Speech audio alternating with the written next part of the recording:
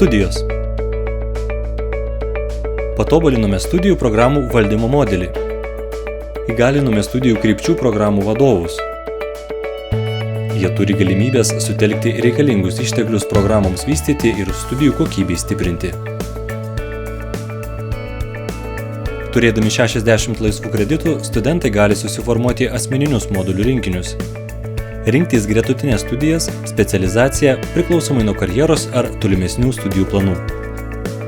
2014-2015 metais tuo pasinaudojo trečdalis KTU 3 ir 4 kurso studentų.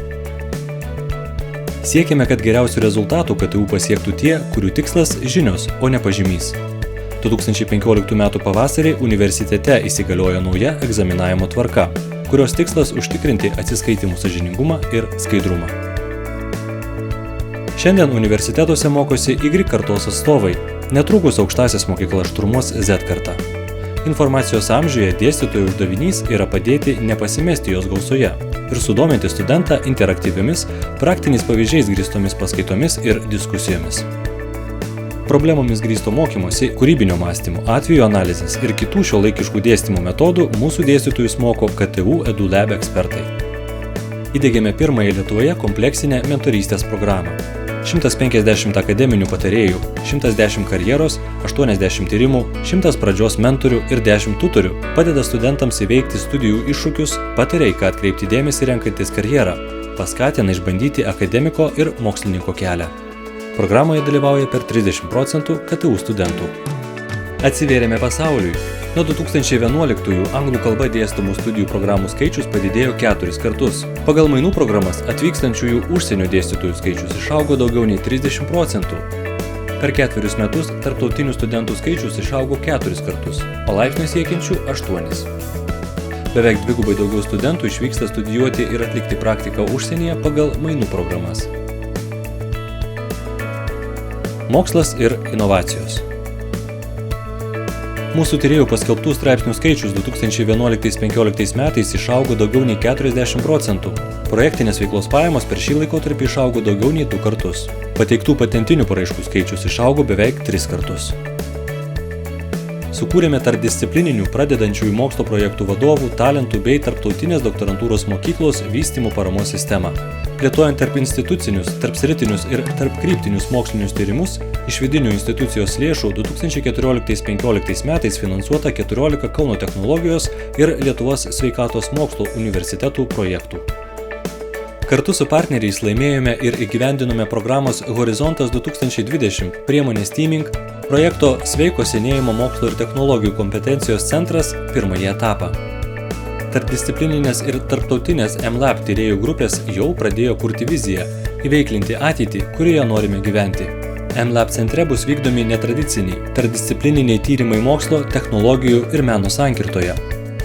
Pritraukėme daugiau jaunųjų mokslininkų iš kitų pasaulio šalių. 2011-2015 metų laikotarpiu užsienio doktorantų skaičius išaugo 20 kartų. Siekdami glaudesnio bendradarbiavimo su verslu įkūrėme nacionalinį inovacijų ir verslo centrą. Efektyvesniam tyrėjų ir verslininkų dialogui sukūrėme vieno langelio principų veikiančią informacinę sistemą, kuri leidžia lengvai pasiekti mokslo tyrimų ir eksperimentinės plėtros įrangą bei darbus ir paslaugas.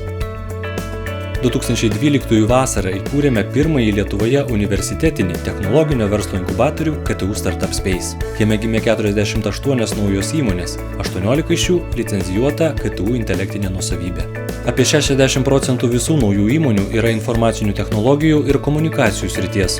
Kita dalis – sveikatos technologijų, socialinių inovacijų, energetikos, maisto technologijų bei naujųjų medžiagų. 2014-aisiais atidarytas vienas iš didžiausių ir moderniausių Baltijos regione atviros prieigos santakos slėnio KTU mokslo ir technologijų centras bei technologinio verslo inkubatorius. Darni raida. 2012 metais pradėjome iniciatyvą KTU Žaliasis universitetas. Esame pirmasis ir vienintelis šalies universitetas parengęs ir paskelbęs socialinės atsakomybės ataskaitą Jungtinių tautų pasaulinio susitarimo tinkle. Pradėjo aktyviai veikti KTU muziejus, sistemingai renkamos ir aprašomos istorinės vertybės, fiksuojami atsiminimai, periodiškai rengiamos parodos. Akademiniai bendruomeniai ir visuomeniai pristatėme naująjį KTU herbą, sukurtą sekant akademinės heraldikos tradicijomis. Valdymas. Per 2 metus įgyvendinome daugiau nei 30 projektų apimančių studijų, mokslo ir inovacijų valdymą, paslaugų, tarptautiškumo, darbuotojų valdymo sritis. Transformavome personalo tarnybą išplėsdami jos veiklos sritis. Nuo kadrų skyriaus modelio palaipsniui pereinama prie žmogiškųjų išteklių valdymo. Pakeitėme universiteto biudžeto planavimo procesą. Planavimas prasideda iš apačios į viršų. Pirmiausia parengiami padalinių biudžetai, kurie po to konsoliduojami į bendrą universiteto biudžetą. Siekdami efektyviai pristatyti vieną iš 15 didžiausių šalies organizacijų tikslinėms auditorijoms, sukūrėme naują komunikacijos, rinkodaros ir studijų informacijos valdymo sistemą. Taip užtikrinamas aktualios informacijos pateikimas suinteresuotoms pusėms, bei veiksmingiausių rinkodaros veiklų ir priemonių parinkimas ir jų įgyvendinimas.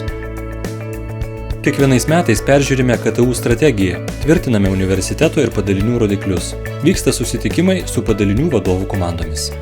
Kauno technologijos universitetas visuomenėje atpažįstamas kaip atviras, aktyviai besikeičiantis, lyderiaujantis mokslo ir inovacijų universitetas.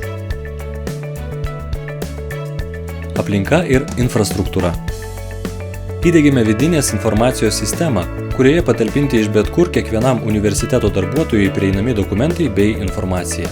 Pritaikėme naujus duomenų saugyklos bei rezervacijos sprendimus, sukūrėme ir atnaujinome virtualių serverių sistemas.